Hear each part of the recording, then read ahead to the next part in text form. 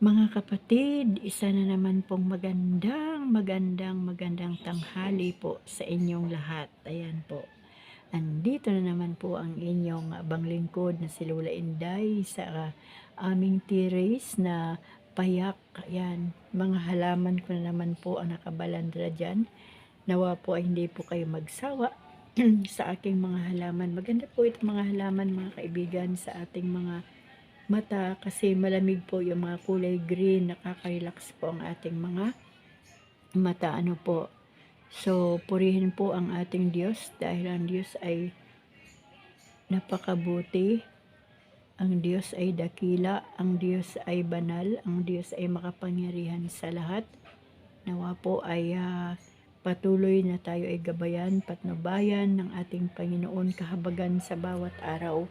Lalo na po ngayon, ang ating bansa ay talaga pong nakakaranas po ng medyo mabigat na pangyayari, ang mga lindol, at andyan po yung mga pinapasabog ng mga bomba, ano po, at talagang patay po ng buhay. Kaya mga kaibigan, salamat sa Panginoon sa hapong ito dahil muli po ay binigyan po ako ng Panginoon ng pagkakataon na makapagbahagi ng kanyang salita. At nawa po mga kaibigan, sabayan niyo po ako sa pagbabasa ng salita ng Diyos sa hapong ito upang sa ganon makita niyo po na hindi lang po ito sabi-sabi ang aking binabasa, kundi ito po ay mula po sa ating Biblia na kompleto po na Biblia at tama ang nakasulat dito. From Genesis to last Revelation. O mula sa Genesis hanggang pahayag. Kaya buksan po natin ang ating mga Biblia, mga kaibigan, sa ating mga lolo at mga lola riyan na bakante ang mga oras. Sabayan niyo po ako mga ka-senior citizen. Tayo po'y magbabasa ng salita ng Diyos. Sabi po dito sa pahayag, chapter 22, verse 11. Sabi po dito, sa verse 11 ay ganito. Ang masama ay magpatuloy sa pagpapakasama, ang marumi sa kanyang pagpapakarumi. Ngunit ang mabuti ay magpatuloy sa pagpapakabuti at ang banal sa pagpapakabanal. Purihin po ang ating Panginoon. Purihin po ang ating Diyos. Sambahin natin ang kanyang dakilang pangalan. Itinataas ko ang dakilang pangalan ng ating Panginoong Hesus sa oras na ito at salamat sa salita ng Diyos na talagang binibigyan na po tayo ng kapahayagan. Kaya nga po pahayag, talagang ang Diyos po ay napakabuti, hindi po siya nagkukulang kahit man ang kanyang mga salita ay patuloy na po niyang ibinibigay sa atin upang maunawaan na po natin ang mga nangyayari sa kapanahonang ito. Ano po? Hindi na po tayo magtataka kung bakit nangyayari ang mga kaguluhan, ang mga dilubyo. Hindi na po tayo magtataka kung bakit sa mga news ay merong mga binobomba ang mga building at may namamatay, merong pumapatay ng kanyang kapwa. Lagana po ang kasamaan sa panahong ito, hindi lamang po dito sa Pilipinas mga kaibigan, kundi umiikot po ang kasamaan ng tao sa iba't ibang panig ng mundo. Ano po, at hindi na po lingid sa atin ang nangyayari sa Gaza, ang ginawa ng Gaza sa Israel, kung bakit ang Israel ay gumaganti at gusto nilang lipulin ang lahat ng mga Hamas po, hindi po mga Palestinian. Tandaan po natin, hindi po Palestinian ang kalaban ng Israel, kundi yung mga Hamas na gumawa po ng karumal-dumal na pangyayari sa kanilang mga kababayang mga Israelita. Yan po. At sabi nga po dito, ang masama ay magpatuloy sa pagpapakasama. Yan. Yung word po na masama ay talaga pong wala ng Diyos yun. Wala na pong takot yun sa kasalanan. Alipin na po yun ng kasalanan ng kanyang buhay.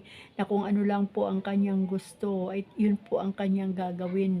Wala po siyang puso, wala na siyang habag, wala na siyang awa, wala na siyang iniisip kung ano paman. Ganyan po ang isang masamang tao sa aking sariling pananaw. Alam niyo po mga kaibigan, Yan yung sinasabi ng mga tao na wala ng Diyos, wala ng pagkatakot sa Diyos. At ang sabi pa po dito, ang marumi sa kanyang pagpapakarumi. Ayan, maliban sa masama, meron pang marumi. Alam niyo po, ang mga tao na namumuhay sa karumihan, alam niyo po yung karumihan na talagang karumal-dumal sa harapan ng Diyos, ay talaga pong hindi na po iyon ikinakahiya ng mga taong gumagawa nun. Alam niyo po mga kaibigan, minsan ay panay ang scroll ko sa aking Facebook hanggang napunta po ako doon sa isang lugar. Meron po sa Pilipinas, meron po sa ibang bansa. Meron palang lugar na para bang sorry po sa aking sasabihin. Meron palang lugar ang Pilipinas dito sa siyudad ng Maynila na para bang for sale ang kanilang mga sarili. For sale yung aliw na kanilang inaalok. Talagang kapag may dumaang mga tao, lalo na mga foreigner, inaalok nila yung kanyang service, yung kanilang sarili, yung kanilang serbisyo. Inaakbayan nila agad yung mga mama na dumadaan, mga lalaki na dumadaan, na nandoon sila lahat sa gilid ng kalsada, nakahilira sila para silang mga manok na nakatenga doon para bilhin ng customer, at mismo sila ang nag-aalok ng aliw at ng kanilang sarili sa mga dumadaan na mga kalalakihan, lalo na po ang mga foreigners. Alam niyo po, yung mga ganyang klase po ng tao, yan po ang sinasabi dito ng Panginoon na ang marumi sa kanyang pagpapakarumi. Kahit alam niya sa sarili niya na marumi ang kanyang ginagawa, dahil alipin na po siya ng kasalanan ng karumihan, ay hindi na po niya yun ikinakahiya. Alam niyo po, may mga nakakausap po ako nung araw na nagtatrabaho po sa mga bar. Ang sinasabi sa akin ay ganito, alam mo kasi kung hindi ako sumasayaw sa bar, o hindi ako papasok sa ganyang trabaho, wala naman ako anyang pinag-aralan. Ngunit diyan ko kinukuha ang pagkain ng aking pamilya, ang tuition fee ng aking mga kapatid, ang pambili ng gamot ng aking mga magulang. Alam niyo po, nakakalungkot isipin kasi may mga tao na umaasa po sa kanilang sariling kakayahan para matustusan nila ang pangailangan ng kanilang mga pamilya.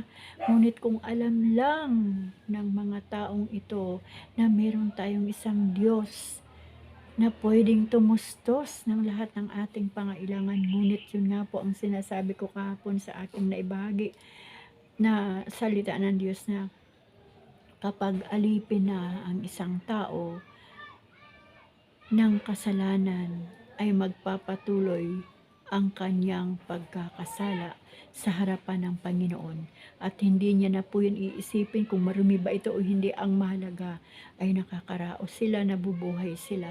Ganyan po ang pananaw ng mga tao na walang pagkakilala sa Panginoon. At sabi pa po dito, ngunit ang mabuti ay magpatuloy sa pagpapakabuti, at ang banal sa pagpapakabanal. Yan po. Hindi po kasi po pwede na masama ka ngayong umaga, mabuti ka mamayang gabi. O mamayang gabi masama ka, kinabukasan ay mabuti ka. Kasi hindi po yun po pwede. Kaya nga sinasabi ng Panginoon dito, ang masama ay magpapakasama lalo yan. Ang marumi ay magpapakarumi, at ang mabuti ay magpapakabuti. Yan po ang kagandahan sa mga mabubuti na anak ng Diyos, kasi hindi na sila alipin ng kasalanan, kaya nakakapagpatuloy sila sa buhay na punong-puno ng kabutihan sa harapan ng ating Panginoon. Yan po ang kaibahan ng mga anak ng Diyos at mga tao na wala pang pagkakakilala sa Panginoon. Ngunit wala pong imposible sa Diyos, mga kapatid. Kahit gaano pa karumi ang isang tao, kahit gaano pa katindi ang kanyang ginagawang kasamaan o kasalanan, kapag binuksan ng Diyos ang kanyang puso at makapasok ang Panginoon, ang salita ng Panginoon sa kanyang puso, ay kayang-kayang baguhin ng salita ng Diyos ang pagkatao ng isang tao. Ano po? Kaya alam niyo po, ang mabubuting tao ay nakakahanga. Bakit? Kasi lumalayo na sila sa kasalanan. Ayaw na nila sa kasalanan. Ayaw na nilang maging alipin sila ng kasalanan.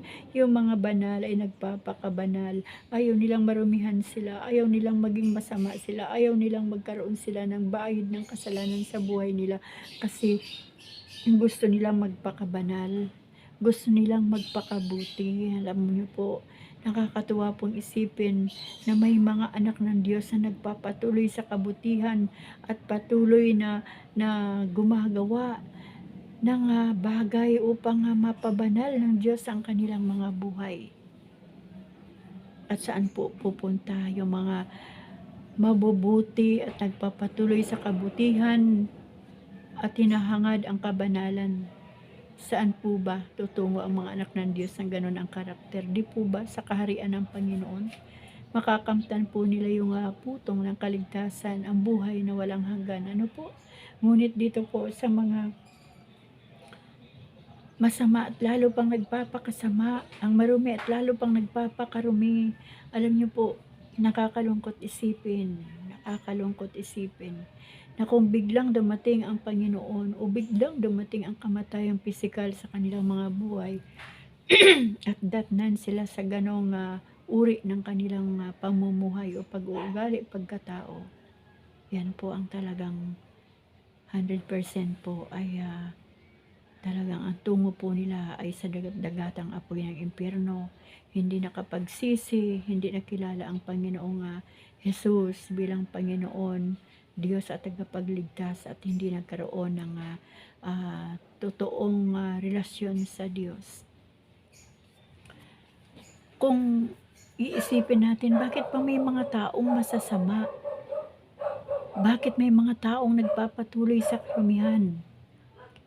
Kasi nga po mga kaibigan, ang isang tao na walang Diyos o walang Holy Spirit na nagkukontrol at nagpapaalala sa buhay ng isang tao, tuloy-tuloy lang po itong gumagawa ng mga bagay na masama. Hindi na po nila yon iniintindi. Alam niyo po, meron po akong totoo sa inyo. Meron po akong kuya na bata pa po ay ang tawag sa kanya ng mga kapitbahay namin ay black sheep. Talaga pong napakatapang, at isa po ako sa kanyang biktima sa kanyang pananakit. Kung mambugbog po ng kapatid yun na mas bata pa sa kanya, 3 kami na mas bata pa sa kanya, talaga pong walang exempted. Kahit ako ay babae, talagang bugbog, sarado talaga naman, lalo anong ako'y nagdadalaga na. Napakatindi ang ka-istriktuhan. Hindi ko maunawaan, pero lately, nung ako po ay nakakilala na sa Panginoon, naunawaan ko kung bakit siya gano'n. Ayaw niyang mangyari sa akin yung mga nangyari sa mga babae na dumaan sa kanyang mga kamay. Kaya ganun po ka-istrikto ang kuya namin yon. Alam niyo po, noong 1977 o 78, high school na po ako yun meron pong dumating na sulat, yellow pad, back to back, at sulat po ng kapatid ko. Nandoon po siya sa Bataan at that time kasi nagtrabaho po siya bilang guard o gwardiya po doon, security guard. Sabi po niya doon sa kanyang sulat, dahil ang tawag namin sa aming nanay ay ina, natagpuan ko na anya ang Panginoon. Ako'y natutulog anya at ako'y biglang nagising at nauuhaw ako sa salita ng Diyos, at nang binabasa ko ang salita ng Diyos ay doon ko nakita na ang kasalanan pala, ang tao palang makasalanan kapag namatay ay dadalhin sa impyerno. Habang binabasa po namin ng nanay ko yung kanyang sulat, isa rin po akong pilosopo nung araw nung hindi ko pa kilala ang Panginoon. Natatawa lang ako mga kaibigan. Sabi ko sa nanay ko, siguro ina, matindi na namang drugs yung ininom ng kapatid ko. Kasi kung ano-ano na ang mga sinasabi patungkol sa Diyos. Alam niyo po, dahil ang kuya namin yun ay talagang drug dependent din po yun. Na talagang parang ang hirap niyang paniwalaan na siya ay nasa Diyos. Ngunit unti-unti pong pumilos, gumalaw ang kapangyarihan ng Diyos sa kanyang buhay hanggang sa nakita po namin yung katinuan. Bagamat nakikita pa rin namin yung bahid ng kasamaan niya sa kanyang buhay, pero mas angat na o lamang na yung kabutihan ng Panginoon sa kanyang buhay. Kaya nga po sinasabi ko, walang imposible sa Diyos kahit gaano pa katindi kasama ng taong iyan. Kung meron lang magpapahayag ng salita ng Diyos sa kanya at merong nananalangin sa kanya, habang siya ay buhay pa, habang ang Panginoon ay nakikinig pa ng ating dalangin, habang ang Panginoon ay nagbibigay pa ng pagkakataon at chance sa isang tao, wala po talagang imposible. Wala pong imposible. Doon ko rin po nakita yung aking nanay na mula po nung nakakilala ang aking nanay sa Panginoon. Mga kaibigan, alam niyo po, yan po yung pinapasalamatan ko sa Diyos na nakuha ko sa nanay ko ng karakter. Ang aming nanay, alas 7 ng gabi ay lumuluhod na sa Diyos. Direkta po sa ating Diyos Ama ang kanyang panalangin. Iniiyak niya po isa-isa kami na kanyang mga anak, ang aming mga asawa, ang aming mga anak, lahat ng mga kamag-anak. Hala, nakarating na ng Amerika, babalik uli ng Pilipinas at isa-isay na naman niya yung lugar kung saan naroon ang kanyang mga anak at mga kamag-anak. Alam niyo po, ganun katindi na para bang pag hinawakan ng nanay namin yung isang puno, hawak-hawak ng kanyang kamay yung isang matatag na damo, ay talagang hindi niya titigilan yon hanggat hindi mabunot. Ganon po yung design ng panalangin ng aming nanay. Kaya naniniwala po ako mga kaibigan, mga kapatid, mga kababayan ko. Kailangan po talaga may burden tayo para ipanalangin kung meron mang mga tao na ganito ang karakter, masama, marumi sa ating paligid o sa ating mga pamilya. Huwag po nating hintuan. Sabi nga po ng late Mike Enriquez, huwag nating tantanan sa pananalangin at panawagan sa Diyos. At kung may pagkakataon at panahon tayo, bahagi na natin, tiyagain natin sa pagbabahagi ng Diyos sa kanilang mga buhay. Dahil may pag-asa pa ang tao. Kahit gaano kasama ang tao, may pag-asa pa kung merong magtsatsaga ng mananalangin para sa kanya at magtsatsaga ng pagpapahayag ng salita ng Diyos sa kanilang mga buhay. Huwag po natin silang husgahan, hindi po natin sila kalaban, kundi sila po'y alipin lamang ng kanilang kasalanan. Nagiging alipin dahil nakakapagpatuloy po sila sa paggawa ng pagkakasala. Kaya halos hindi po sila makaalis sa kasalanan ng kanilang kinakasadlakan. Kaya mga kaibigan, tandaan po natin, nabasa ko rin po dito sa salita ng Diyos, dito po sa aking Bible na hindi pwede na ngayong umaga ay mabuti tayo at mamayang gabi masama tayo.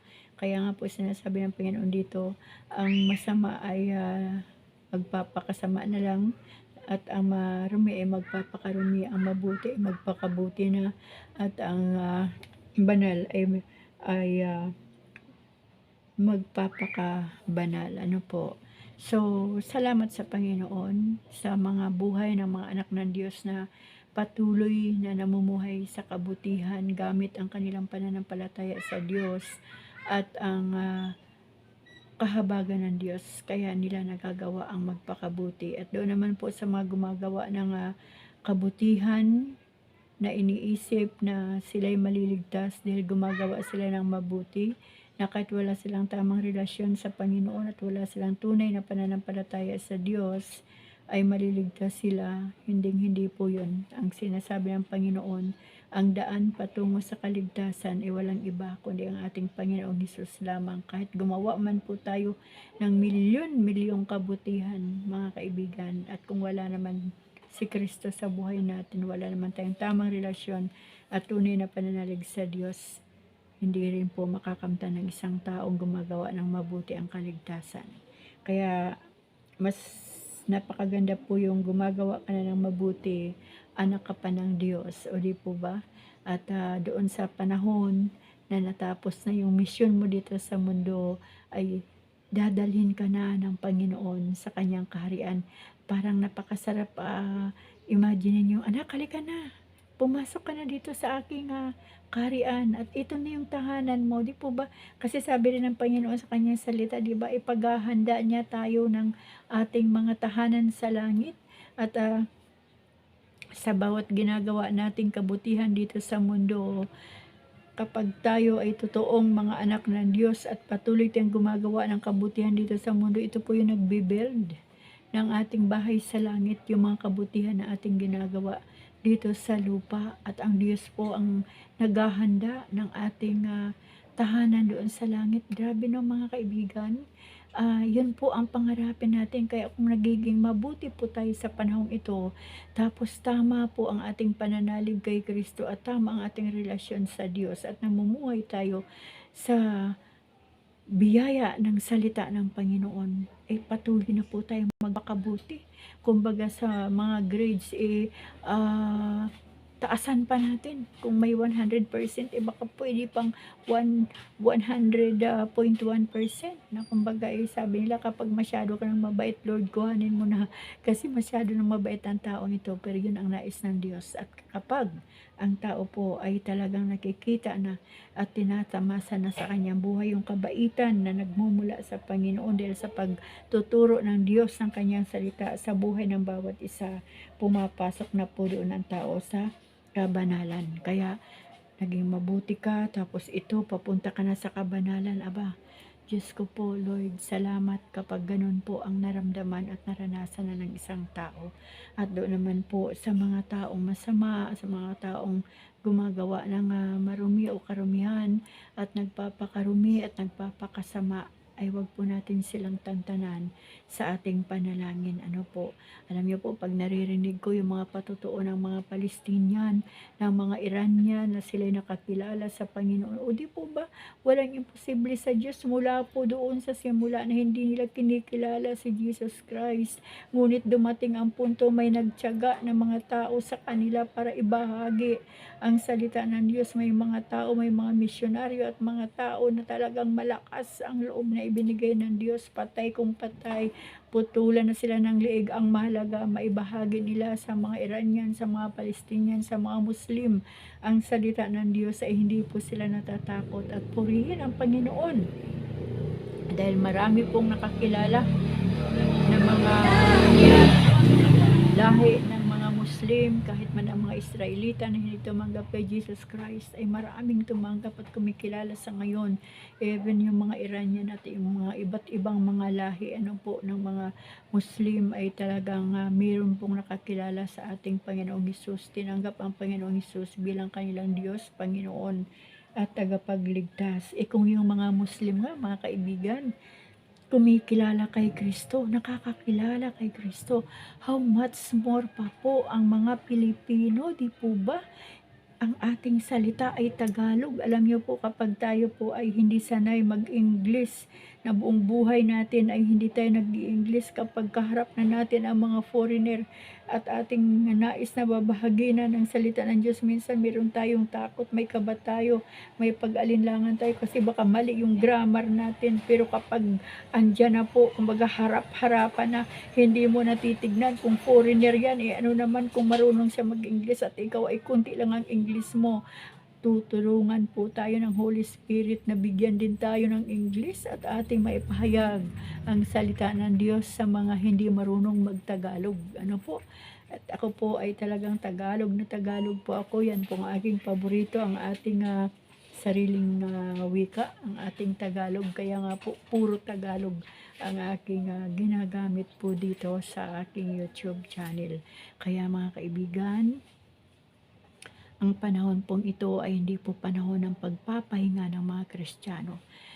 Nakikita po natin ang nangyayari sa ating bansa. Kanina lang po ay meron pa akong pinanood yung YouTube channel ni Sangkay.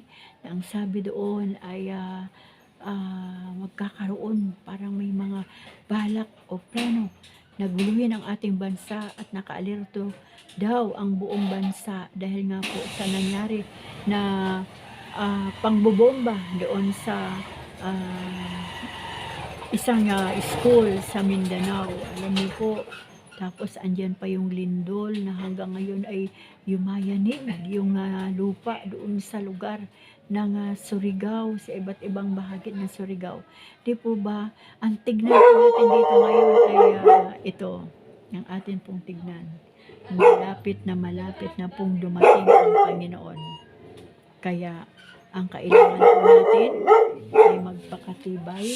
Ang kailangan po natin ay magpakatatag na kahit anuman ang mangyari mga kaibigan, magkaroon man ng mga lindol, magkaroon man ng kaguluhan, lahat ng mga kasamaan ng dyablo ay gawin na kung tayo anak kay Kristo. Oo, normal po yun. Medyo andun po tayo, ninenervyos tayo, matatakot tayo. Normal po yun dahil dito pa po tayo sa ating laman na physical. Ngunit yung pananalig natin kay Kristo kapag intact, madali lang po yun. Ma-twist yung pakiramdam na yun. Bakit pumikit lang tayo at manalangin sa Diyos kahit gaano nakatindi, kahit nakaumang na yung baril sa ating harapan, ay ipikit na natin ang ating mata at sabihin mo, Lord, ikaw na bahala, Panginoon.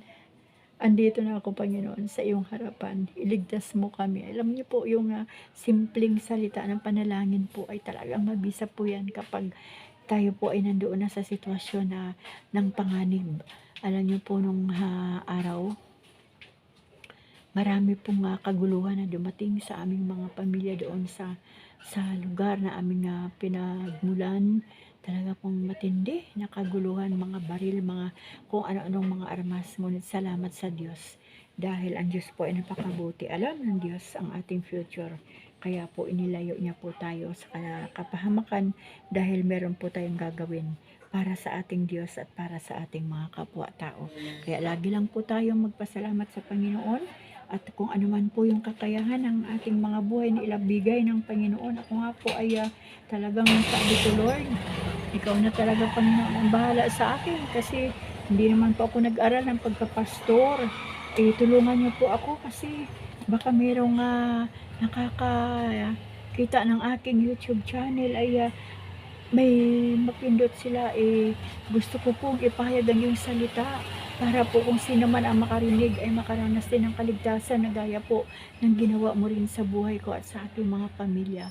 Alam niyo po, yung compassion, yung burden ay huwag nawang mawala sa buhay natin at higit sa lahat ang pag-ibig ng Diyos. Alam niyo po, pwede namang si Lola Inday mahiga-higa na lang dyan, maghilay-hilay na ba kasi katatapos lang ng tanghalian. Pero hindi po mga kapatid andoon po ang puso ko, hindi mapakali na talagang gagawin ko po ang bagay na ito dito sa aking YouTube channel at sa aking FB account upang ipahayag ang katotohanan dahil ang katotohanan po ang kailangang malaman ng tao na mayroong isang Diyos, walang iba kundi ang ating Panginoong Hesus, ang ating tagapagligtas na pwedeng umayos at bumago ng buhay ng isang tao kahit gaano man ito kasama.